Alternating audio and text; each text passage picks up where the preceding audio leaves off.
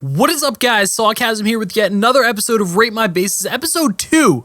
And this is a series where you guys, the viewers, send in to me your base, submit it, and I'll critique it, review it. We could all improve, become better base Bob the Builders. And yeah, so all you have to do to submit your base to me for a future episode, first of all, the instructions are in the description below. But just to state them really quick, all you need to do is take a screenshot of your base, be Stronghold 4 or above, join a kingdom, and the reason for this is because I can't search up individual bases. I have to search up a kingdom and then find you on the kingdom leaderboard. So join a kingdom, you have to be at least Stronghold 4, and then screenshot it, send it to me on Twitter at Sawcasm with the hashtag RateMyBase, and you do all those instructions, you will be in a future video. The first base we have comes from Nix of the company. Now the first thing I noticed, if you zoom out, about this base, first of all, we do have this beautiful lighting. Look at that, so pretty. But we also have these troop portals and this kingdom portal on the edges of the map. Now, this may be a good idea in some other strategy games, you know, with this type of genre where it takes a long time to attack, and potentially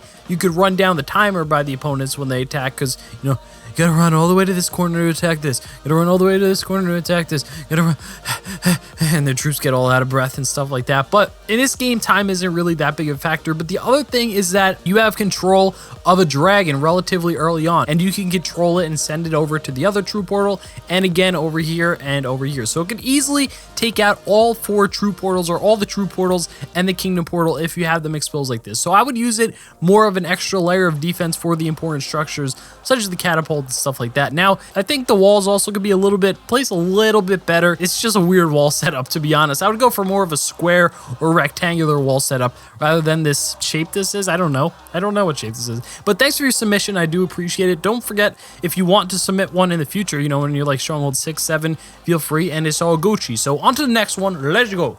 So next up, we have Black Wolf of the Hell Lords. So first of all, same thing with the true portals. I don't think I need to go over that again, but, you know, all the Primus Conduit in a little bit better of position. I definitely agree with this position a lot more. I like that you have your catapults covered. They can't just easily snipe it, because in case you guys don't know, if you see this little outer ring of the Primus Conduit, it actually can't attack anything in that inner ring there. So if a unit is actually in that ring, it won't be able to do anything. So you have to kind of rely on your other structures around it to protect the inside of it if they get close. But he did a good job of having these walls here to kind of not allow Warden to come in here and snipe it, a squad of Wardens, stuff like that. Also, more catapult on the other side. I like the symmetry almost aspect of it. Obviously, it can't be fully symmetrical since you only get one Primus Conduit, but it's all good. So, definitely not too bad. Mostly just a wall thing at this point. I would kind of make dedicated, you know, I would surround the walls with the catapults rather than just having these walls protect the catapult. By the way, guys, this is Stronghold 6. I forgot to mention that. All right, the next base we have comes from, well,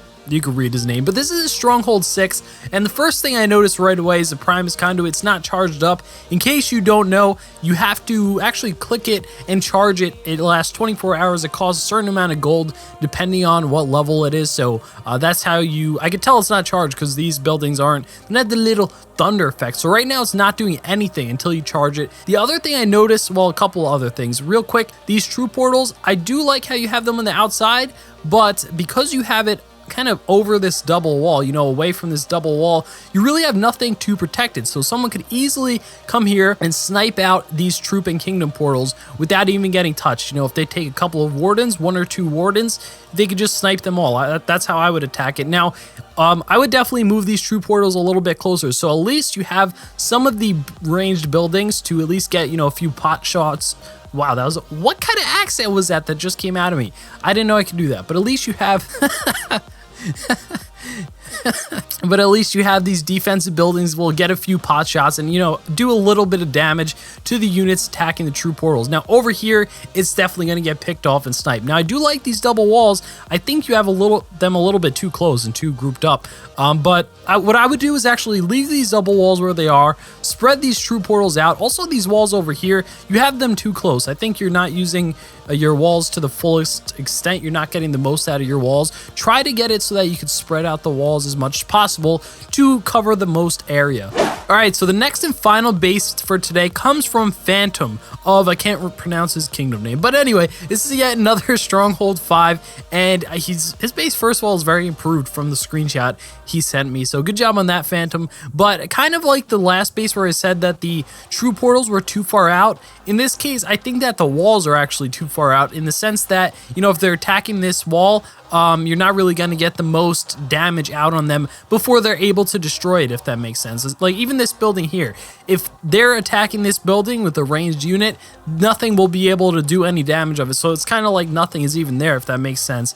And so I would just move these walls in, push them in, and then if you want to have like a double wall system going on outside of that, but there is something to be said about having your units grouped up to an extent, or your defensive structures and units grouped up, because then they can all kind of protect each other. Whereas if everything is spread out, then it's not really, you know, they're kind of all fending for themselves. This can't do anything to units attacking over here, and then this can't do anything to units attacking over here. But if everything is more close together, then at least they'll cross over a little bit. And there's a really cool feature that I'll show you guys right here. So let's go into the base design. So if you press this little eye here in the base edit mode, you can see the range of all of the buildings. So it could really help you coincide the buildings and help them assist each other rather than all just standing on their own and doing their own thing. So don't forget to send in your base for future episodes. Thanks for all submissions. And with that said, thanks for watching. Leave a like, comment if you're new, subscribe if you're new for some more Rival Kingdoms content. Submit your base for future episodes. And with that said, thanks for watching.